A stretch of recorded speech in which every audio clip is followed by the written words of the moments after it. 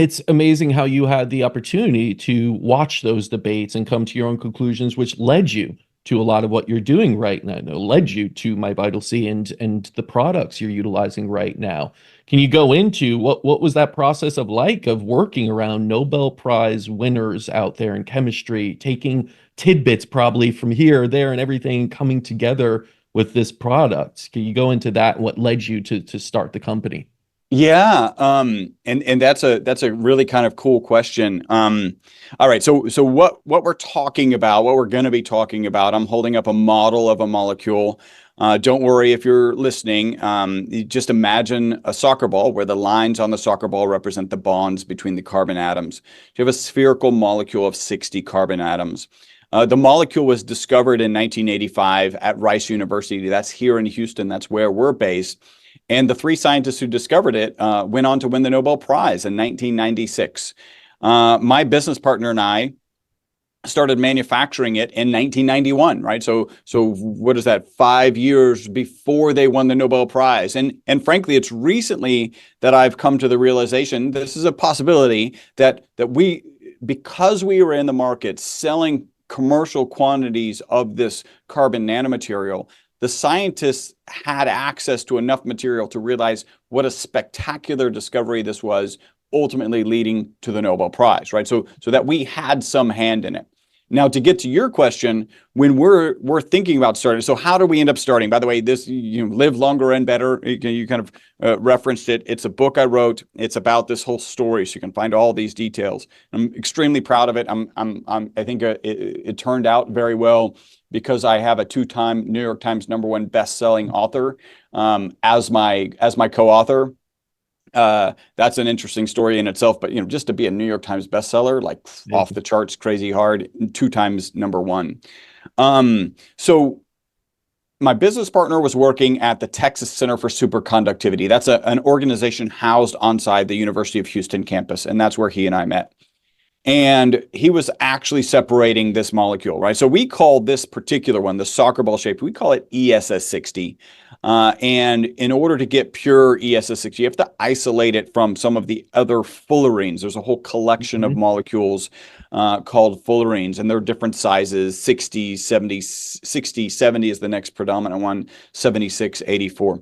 So he was isolating this material, and his professor, a Dr. Paul Chu, really famous in the superconductivity world. In fact, that building on campus, we would call it Chu's Castle, because that's why it happened. He came in one day and he said, "You guys are young," and I wasn't in this lab, this chromatography lab. "You guys are young kids. This material is selling for $6,000 a gram. You should go start a business selling this material." And my business partner, Robert, is from a business background, and he probably did a back of napkin calculation, which probably was the number 6,000 with a dollar sign in front of it, and said, "Yes, we should do this." And actually his lab partner, Diego, started down the path of making this equipment.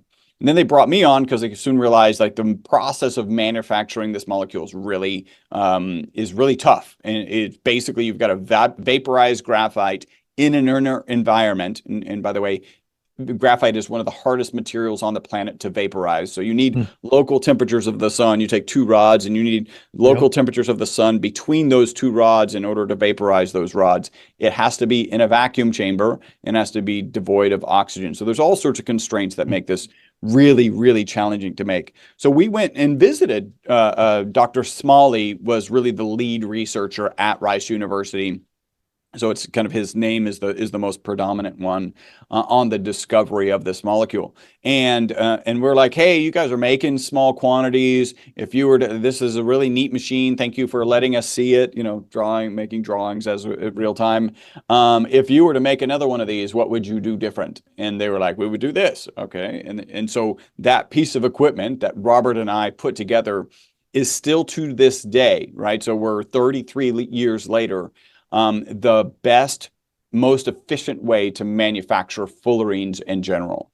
And so the interactions in hindsight, you're like, wow, we were interacting with the lab that made a Nobel Prize-winning discovery. Because when we were there, it wasn't a Nobel Prize-winning discovery yet. It was just absolutely fantastic.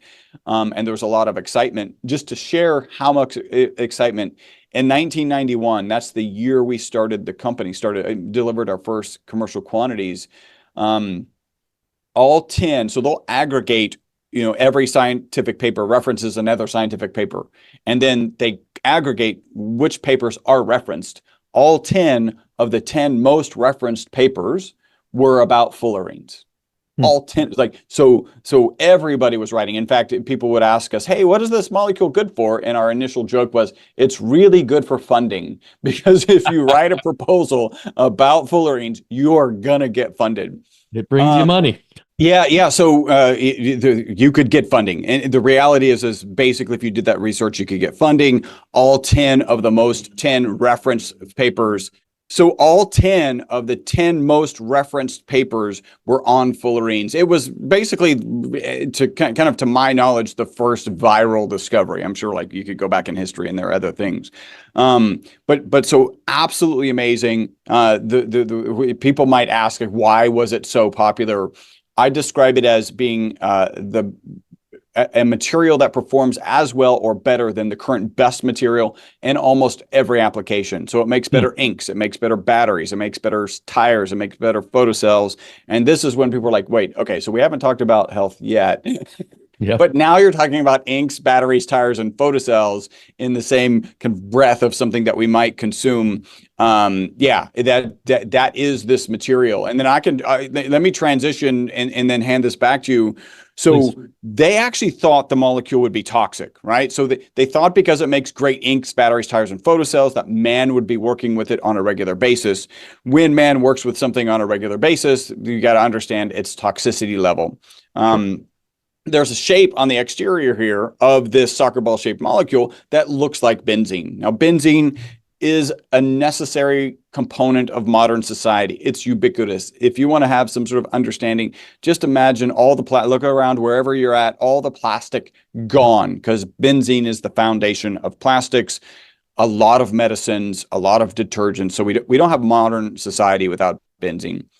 But benzene on its own is known to be toxic and known to be a carcinogen. And for that reason, because that shape is on the exterior of this cage, they thought it would be toxic. They put it in a toxicity study. And remember, I mentioned that our lab provided the material to that original study and were mentioned in the original peer-reviewed published paper. Instead of being toxic, the test subjects that they gave it to, in this case it was Wistar rats, lived 90% longer than the control group. So yeah, that's the single longest longevity experimental result on mammals in history, and it's peer-reviewed published research. And so, and there's actually a lot of other aspects of that study that are pretty phenomenal. But that's what really kind of changed, that publication is what changed my business partner and I, the trajectory, because it took another 5 years, about 5 years, to get us to the point where we were comfortable with this, like ingesting this on a regular basis. But that changed our trajectory from just being, I like to say, happy-go-lucky carbon nanomaterial scientists into getting into the health space. Ultimately, I did a longevity summit that you participated in. Ultimately, I wrote the book, Live Longer and Better, and my podcast just came out. And so it's really, I don't know, serendipitous. I never expected to be in this place, and I honestly couldn't be happier, because I get to hang out with people like you and learn things like what you know, and then what all these other people around us now know. It's pretty spectacular.